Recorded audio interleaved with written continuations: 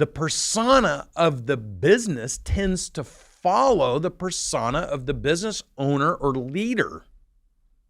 So understanding what you're like as a person, as a business owner, as a leader, or as an employee in somebody else's organization or somebody else's department, I want you to think about the persona of the business relative to the persona that's being marketed, and then your own personal persona within that environment. That's where the triangulation comes into impact. How we're messaging, what we're doing, and how I engage that as a human being.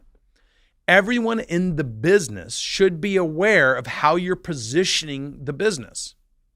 If it's a friend business, a grinder business, a professor business, or an advocate business. I mean, think about it. If I'm messaging as an advocate business that we understand that what we do is so important, it's beyond any of us. We want to be the absolute best for the community, best in what we do, and we want to be the best for the people we do it with. And we understand the thing that is most important to you is all that. And we message it in everything we do. And then I come walking in the door, or I pick up the phone, and I'm encountering everything but that.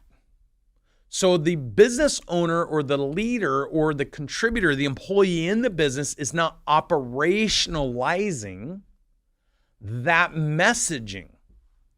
Everything in life is energy. So people feel energy and see things before they actually encounter them. So if you just sit back in your own organization or in your department, or you as a contributor in an environment, just listen and watch what's actually happening and ask yourself this question.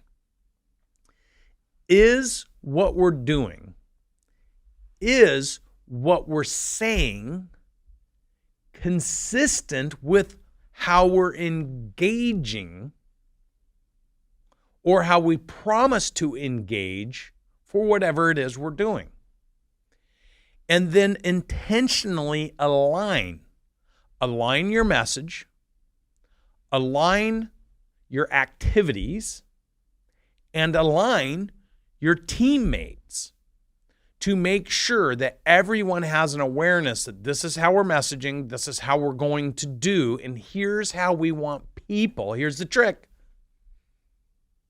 Here's what we want people to feel when they engage us, so that they feel that whatever we're saying we're going to do is done at the highest level of impact by everyone doing it, and it feels consistent with my expectation, so that I will amplify and magnify your message, and I'll have clarity how to do that within the community because I understand what to expect, and I expected what I understood to be the thing that brought me here in the first place.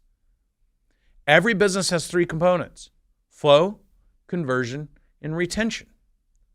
When your flow, which is the most expensive way to get new people to do business with you through messaging and marketing, is amplified operationally through the doing, and people receive what they expect to receive based on the messaging, and then you ensure through retention that they're highly satisfied, they will amplify your flow messaging, and you will grow incrementally, organically, with spending less. I've yet met a remarkable business that does what it says it's going to do, who gets less and less and less customers every year.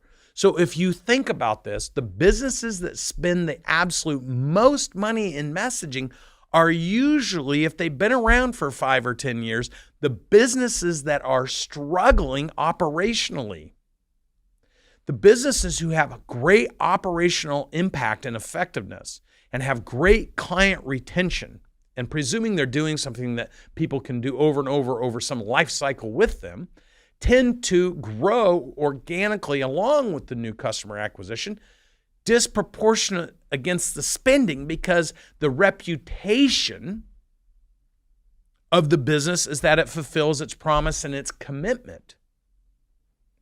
Now, if you're an employee working in a business and you don't understand the persona of the business, which should be matched to the persona it's positioning itself in the marketplace. So even if you don't feel like that personally, you have to understand it's your moral and ethical obligation to operate inside the organization in a way that exemplifies it. Everyone in all you do needs to exemplify the organization.